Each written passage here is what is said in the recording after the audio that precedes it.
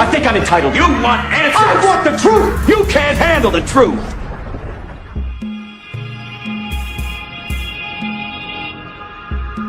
He's just saying he lied. Ordinarily, you'd be right. It would be impeached as to specific things. The challenge in this particular circumstance is that Mr. Copeland's repeatedly... I think I'm entitled. You want answers. I want the truth. You can't handle the truth. I told a lie as to what would get me out of this. So I think under those circumstances, this is kind of the broadening of it. Because of his testimony, the entirety of that particular interview is probably going to be admissibly played. You know, respectfully, over your objection. I understand, but this is a problem that was created by the state, and they're trying to. Okay, let's just slow down. How did the state make this a problem when the witness testified, not just once, but repeatedly over the last several days, that he has lied about these particular interviews? He was lying because he wanted to get out of this. He told these people anything that he thought that would work. And so that's kind of the predicate. Ordinarily, sir, I would agree. I would totally agree with you, but I don't think the state set this particular witness up for that particular saying. He said it more than once. Okay, I'd like to answer your question about how the state set this up. The state, we know that the state met with Kenneth Copeland. What was it, 2 weeks ago now? We know we were arguing about whether his attorney was alerted, etc. They met with him, I guess, in the courthouse. I don't know. We know that they met with him. Unlike every other witness, they've done this with several of the people that are alleged to be associates of our clients. They have been asking about statements from 10 years ago, and they intentionally have not afforded these witnesses an opportunity to review their past statements prior to testifying. So they want to play their past statements. They want, I don't recall. And so they bring these gentlemen in, ask them about statements that were made 10 years ago, and have never given them an opportunity. We know that the state, they're thorough. We know typically in trial, when the state is calling a witness, they say, hey, we want you to come into our office. We want you to sit down and review what you said in the past. And they do that regularly in trial prep. They have chosen not to do that for Kenneth Copeland. They chose not to do that for Trontavious Stevens.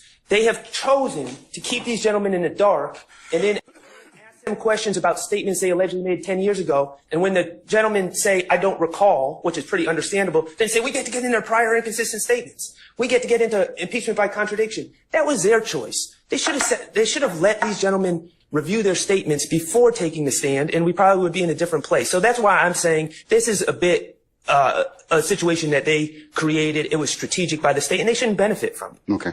What Mr. Copeland said is, everything I said was a lie. So at this point, Your Honor, it's not about, he literally saying, everything I said is a lie. I told them lies back in 2015 just to get out of trouble. As far as focusing on prior inconsistent statements, again, we're impeaching by contradiction, meaning what he said in court is distinguishable from what he said previously in 2015, one, outside of the presence of these individuals, and how he testified, which was that line of questioning that we asked of Mr. Copeland. Okay. So my notes do not reflect that Mr. Copeland gave a blanket, everything I said previously is a lie. What I have is he would answer some questions, probably did.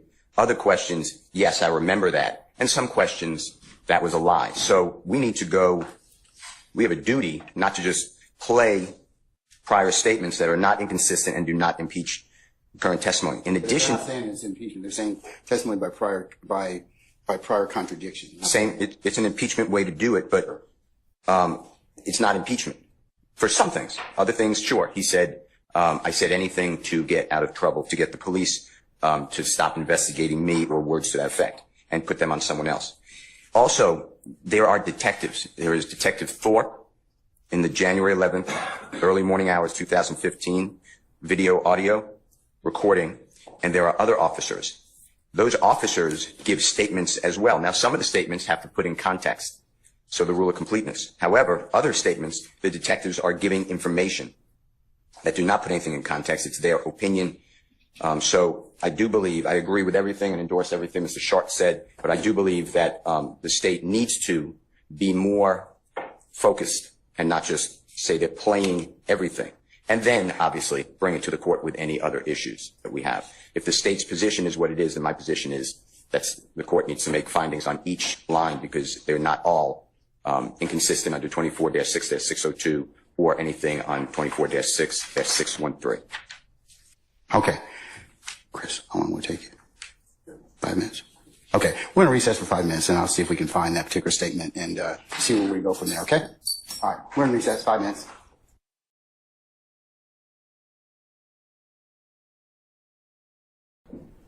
All right. Ms. Weaver's had a chance to review in a cursory manner the current transcript or testimony of Mr. Copeland. We're not finding anything that comports with what the state said in terms of everything I said was a lie. All right.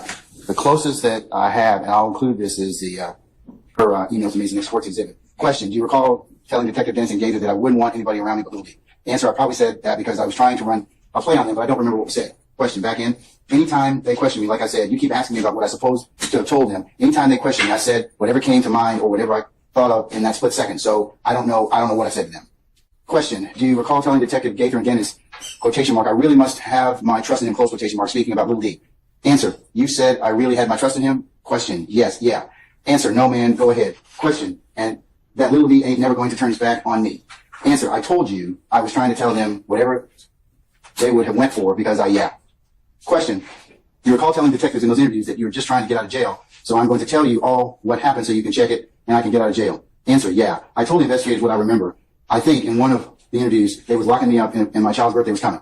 And when they got me, I said, listen, man, whatever you all want me to say, I will tell you right now. Just tell me what to say and I'll say it. Tell me what you all want to know and I will tell you. So if they would have asked me about President Trump, I would have told a story about Trump. If they would have asked me about you, I would have had a story about you. Whatever to convince them that I ain't doing nothing, it wasn't me that's what my intention was. So when you're asking me about interviews, I keep telling you, you keep asking me step by step by step by step by step by step by step by step. This is what I did. When they got me on this day, I was going to jail. I tried to come up with something to tell them. That's why I can't tell you what I said. I was making it up.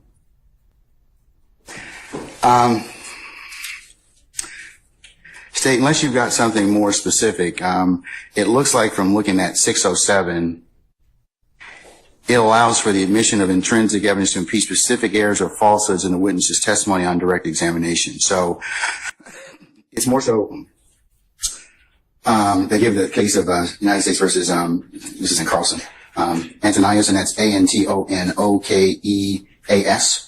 And this particular accused was charged with legal narcotics offenses, and when he testified, he made sweeping statements about disavowing any involvement in drugs. So the government provided testimony that from somebody that had sold him cocaine on they asked him about it. Sold him cocaine on 2 occasions. So if you open the door, I don't think, which is what I think you're trying to tell the court, but I don't think it's quite broad enough. I haven't found anything in the transcript that indicates that what you said, everything I said was a lie. But Your Honor, when he says in court, I was making it all up. That is, because I was making it up. Well, I was making it up, meaning everything that he told law enforcement back then in order to get out of whatever he was doing, I was making it up. We don't believe he was making it up.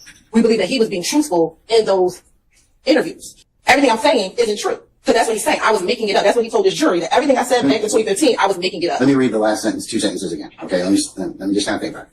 So you're asking me about interviews, and I keep telling you, you keep asking me step, and there's like 7 by steps, by step, by step, by step, by step, by step, by step, by step. This is what I did. When they got me on this day, I was going to jail. I tried to come up with something to tell them. That's why I can't tell you what I said. I was making it up. Right. And so we don't believe he was just making it up. That's what he's telling his jury. And at this point, the jurors can either believe right now what he's saying, or they can look at what he told detectives back in 2015, how he said it to detectives in 2015, who all was in the room with him in 2015, and make a determination, is what he's saying in court contradicted by what we see in these prior interviews with him. So that is the contradiction, Your Honor. I was making it up.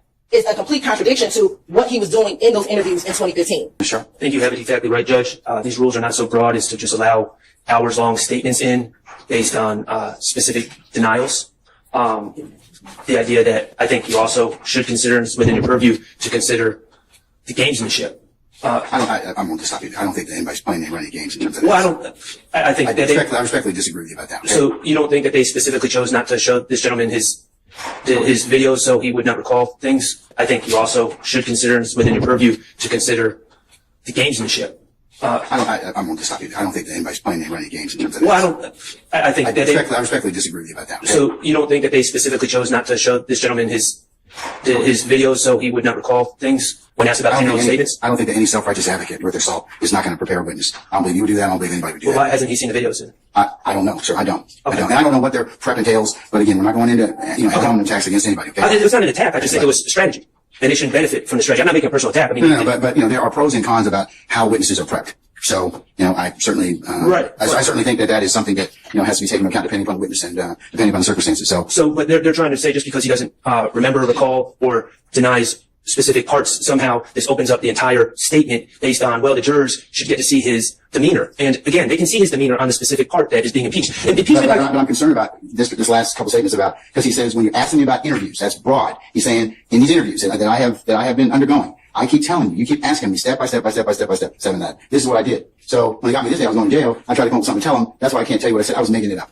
In my observations, he's frustrated because he doesn't understand the rules of evidence. He doesn't understand that the state was trying to lay a foundation for prior inconsistent statements. But just because he's frustrated and doesn't answer the question, and it quite honestly is non-responsive, that doesn't mean the foundation was laid. You still have to lay the foundation. The impeachment and or the prior inconsistent statement is a collateral consequence of what the witness testifies to. If the witness gives pretty straightforward testimony, then there's no need to go into any of the other things about prior inconsistent statements or impeachment by contradiction. It doesn't come into play because there won't be anything for them to kind of bring out. So it depends on the testimony of the witness as to whether or not we even broach the subjects of impeachment or by any means or method. And what I think maybe the advocates aren't doing the best job conveying to your honor.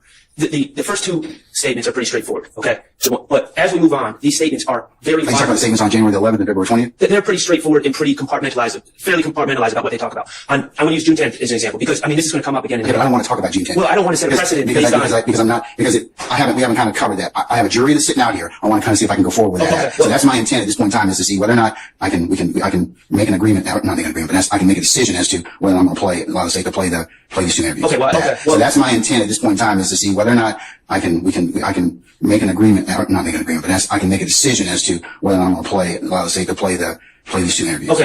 So that's my intent at this point in time is to see whether or not I can make an agreement as to whether I'm going to allow the state to play these two interviews. Okay, well, I'm just trying to make it clear, Your Honor. We can go into argument about that because even the state has told me that we probably will need to have some discussion. Okay. Your Honor's going to rule. I agree with Your Honor's analysis initially. Your Honor's going to rule how Your Honor rules. I just want to be clear that all of these statements are not the same, and any decisions made about the first statements should not be. I'm just talking about the first two right now. Okay, so I'm going to stand by my objection on hearsay grounds. Sure. And I think I speak for all my co-counsel or co-defendant counsel regarding that, and Your Honor will just, it's a call that you're going to make, and we're going to have to deal with it, but that's our stance. Mr. Steele, anything else, sir? Okay, all right. And we agree, Your Honor. Anyone else? Were you going to say something else, madam? We agree as to the February 28th, we agree as to the February 28th, January 28th, February 21st, and June 10th. We will probably need to have some litigation. I think I'm entitled. You want answers? I want the truth. You can't handle the truth.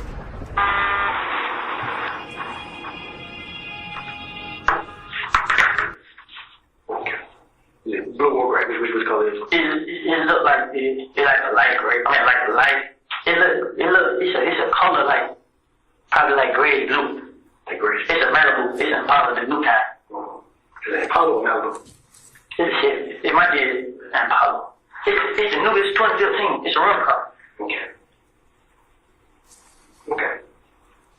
Your Honor, you have ruled. I use your ruling. I embrace it, and I am correct.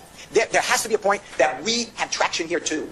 It is a two-way street. But remember, Mr. Steele, I can always, one of the things about being a trial judge is you can reverse your rulings. Your Honor, you have ruled. I use your ruling. I embrace it, and I am correct. There has to be a point that we have traction here too. It is a two-way street. But remember, Mr. Steele, I can always, one of the things about being a trial judge is you can reverse your rulings. I think I'm entitled. You want answers? I want the truth. You can't handle the truth.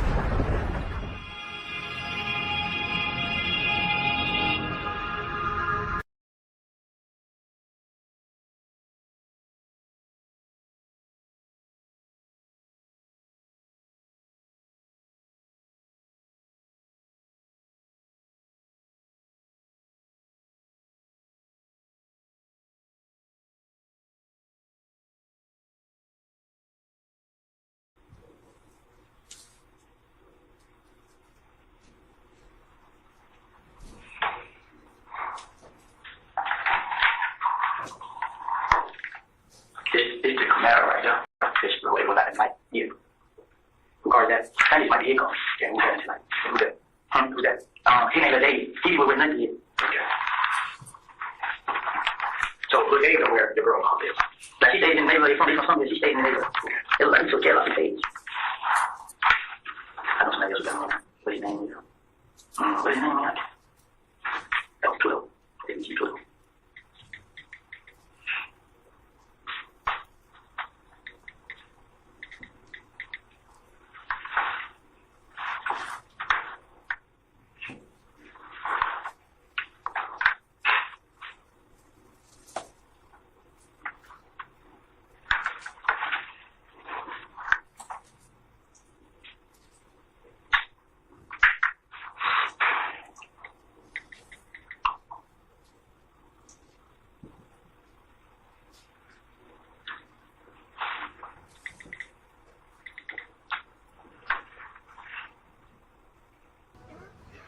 Video right here, but it's video on the page, but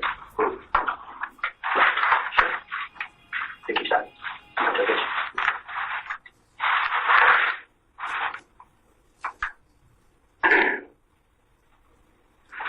I'm gonna get this one beat. See, they pay right here. They private. Okay.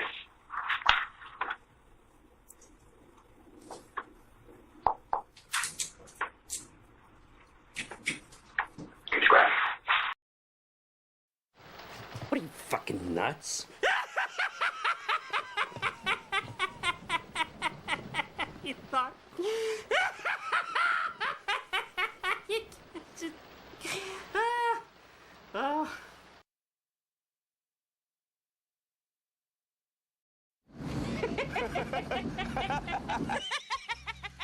Oh, my God.